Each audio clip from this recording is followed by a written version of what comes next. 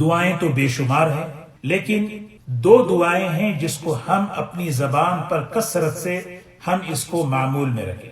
یا واسع المغفرہ یا واسع الفضل اغفر لی، اس کو ہم کثرت سے، اے وسیع مغفرت کرنے والے، اللہ تعالیٰ سے خطاب، اے اللہ آپ کی مغفرت بہت وسیع ہے، بہت کشادہ ہے، آپ مجھے معاف کر دیں، کوئی کمی نہیں آتی آپ کی شان میں، بہت وسیع مغفرت کرنے والے۔ یا واسع الفضل اغفر لی، اے وسیع فضل کرنے والے، جس کا فضل بڑا، جس کی عطا بڑی، جس کی نوازشیں کشادہ، اغفر لی، مجھے معاف کر دیں۔ یہ دو جملوں کی زبان میں کثرت ہے، یہ دو دعائیں، یا واسع المغفرہ یا واسع الفضل اغفر لی۔ اور دوسری چیز، لا الہ الا اللہ، استغفر اللہ، اسألک الجنہ، اعوذ بک من النار۔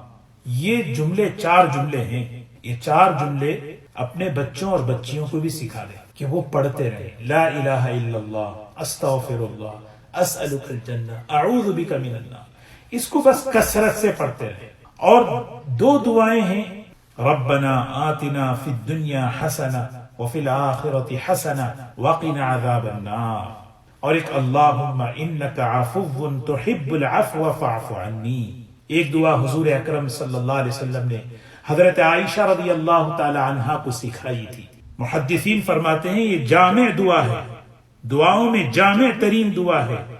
وہ کیا ہے؟ اللہم انی اسألک من الخیر کلہ عاجلہ وآجلہ ما علمنا منہ وما لم نعلم واعوذ بک من الشر کلہ عاجلہ وآجلہ ما علمنا منہ وما لم نعلم۔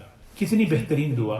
اے اللہ، میں تجھ سے اچانک کی خیر، میں تجھ سے خیر کا سوال کرتا ہوں، وہ خیر جو اچانک ہو اور بعد میں آنے والی ہو، وہ خیر چاہے میں جانتا ہوں یا نہیں جانتا، اے اللہ اچانک کے شر سے مجھے بچا لے، وہ شر چاہے اچانک آنے والا ہو یا بعد میں آنے والا ہو، اور وہ شر، وہ برائی، وہ مصیبت چاہے میں جانوں یا نہیں جانوں، اے اللہ اس سے مجھے بچا لے۔ یہ دعائیں ہیں، ان دعاؤں کا اہتمام کریں۔